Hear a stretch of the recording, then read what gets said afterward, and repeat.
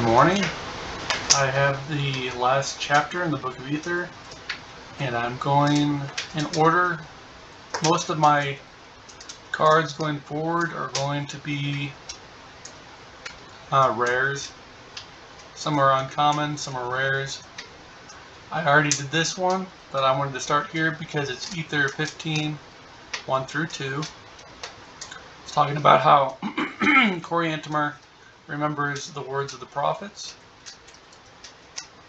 Talking about how he was very sad about him not listening. And then this is where we are today. 15.4, Surrender Letter. One common, legendary artifact. If I remember correctly, these are very weird, but I don't remember what they do exactly. Sacrifice Surrender Letter. So you tap this, sacrifice it, propose a forfeit. Your surrender on conditions that favor you on your next game. This has tournament play in mind. Of course, this is still casual play, but I played in some tournaments, and this does have that best 2 out of 3 out of it.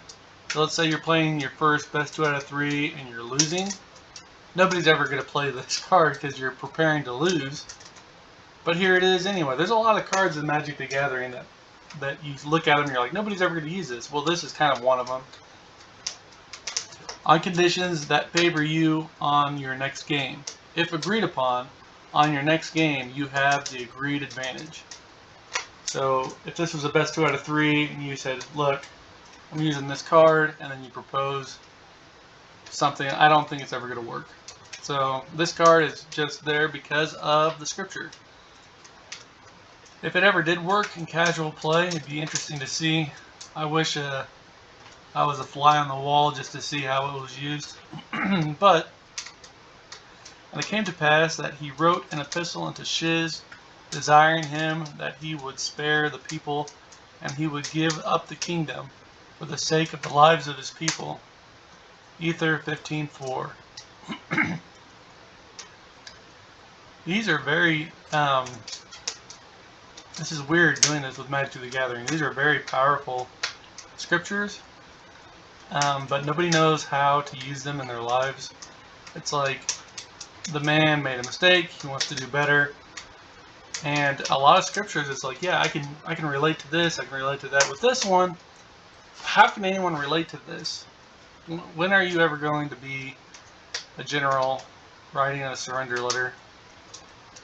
Maybe if you're going through a divorce or something, I don't know. This is incredibly weird and interesting to me. We have the details in the scriptures, and it shows that the man tried, even though he went past a point of no return. And that's what everyone fears. I had this conversation at church. We have Christ on one hand, who we want to be like. Well, what happened to him is that he was tortured and hung on the cross. And we said, yeah, we want to be like Christ, we want to follow Christ. And then you realize it's not it's all, people call it the teddy bear Jesus, I guess. It's not all hearts and rainbows. And I think the people out there know that. It actually can be all hearts and quote-unquote rainbows for the love of in your heart, the thing that nobody can really take from you. But on the outside, I was teaching my sons this. I work in IT, and there's things called false positives and false negatives. So Christ doing the right thing and then suffering for it, that's a false negative. It actually is a positive. He did what was right, and he went out like a man. And he, more importantly, he went out like a God. And I think men, when they say be a man, they aspire to be like Christ. Anyway, I was saying on the other hand, I was mentioning this young man at church who was going through, he had to go through a hard thing with his kids. And I said, on the other hand, if you have to make a choice, it's like you have but 2 churches. One is Christ Church, and if you choose to follow him, you go through this baptism of fire, where the shit hits the fan, and you said, you know what, I'm gonna follow Christ anyway. I know it's hard on me, but I'm gonna follow him anyway, and it's the best choice you can make. But then there's people on the other hand who choose anything else other than that when things get tough in life, and anything other than that, than following Christ, you're making a choice. And if you go down a life's decision, like a life's choice, kind of like something that will shape your life, then you can repent at any time. But if you hold to your convictions and just go down that way and stay bitter and say, no, I'm going this way, I'm going to fight against Christ, then it's either try to get to have power and glory and money, and that's what your aim is, all the fleeting things of this world. I still hold to that the best thing in life is to follow Christ and, you know, try to provide for those you care for, but you're not aspiring to be like the top dog of corporations and blah blah blah blah blah. I can't get into every little thing, but anyway, here's this. Go on to the next one. Conditions. 1 colorless. This one's a rare legendary artifact. This is supposed to represent Shiz replying. Sacrifice conditions. Propose a new win condition. If accepted, each player draws 3 cards. Otherwise, you lose 5 life. Acceptors must be unanimous. Otherwise, it is unaccepted. I don't know if this is worded correctly.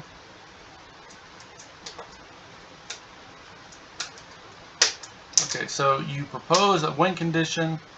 If every player involved in the decision, that means every player who's in the game, accepts, everybody gets to draw 3 cards.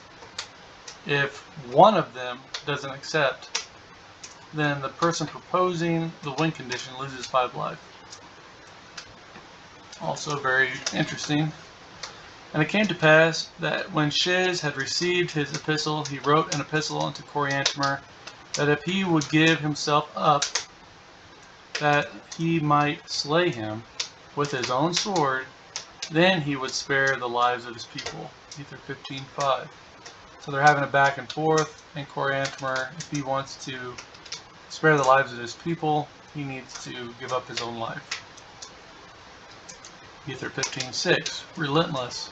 Legendary sorcery. 1. It's a mythic rare. A blue or a black. If an opponent gained life, prevented damage, or drew this turn, take an extra turn after this one.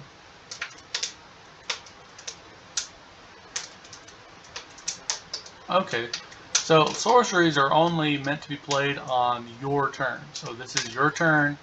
You're taking a turn, but in Magic the Gathering, people can do stuff on your turn. They can gain a life on your turn. They can prevent damage on their turn, or they can draw a card on your turn. So if your opponent does any of these things on your turn, you then can play this, and then you can take an extra turn. Interesting.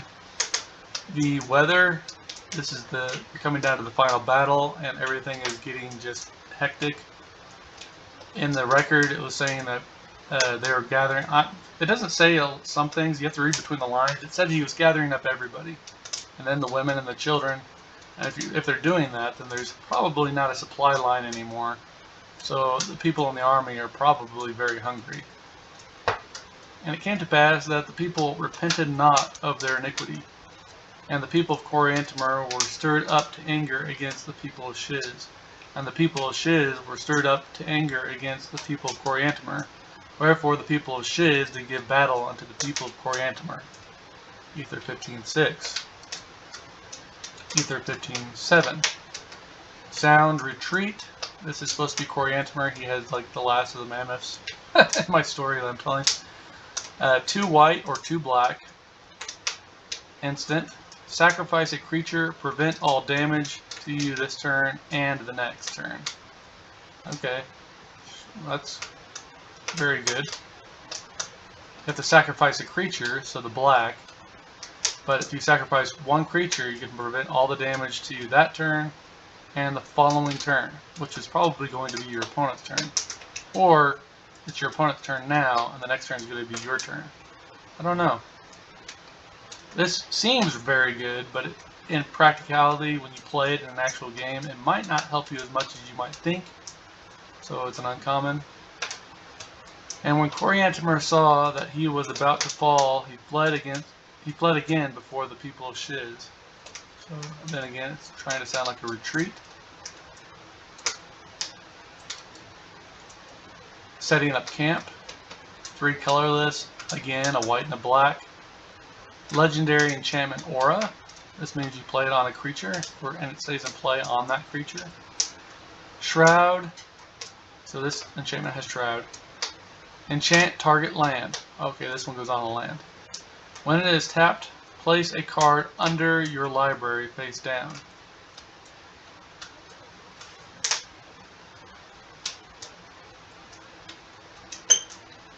Oh, no.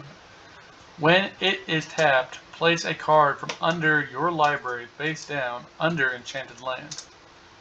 Okay, so you take a card face down, put it under enchanted land. If you would lose, gain life per cards collected. Draw those cards, take a turn.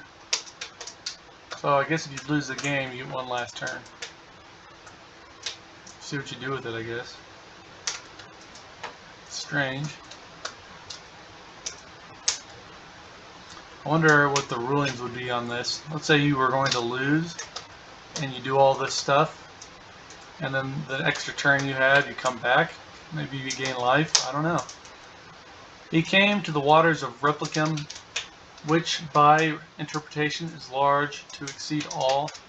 Wherefore, when they came to these waters, they pitched their tents, and Shiz also pitched his tents near unto them. Ether 15:8. Way of the Warrior. A white and a black, and a black.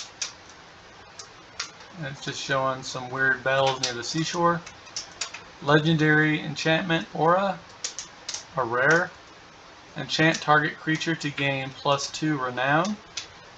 I did it this way so it adds to the renown a card might already have.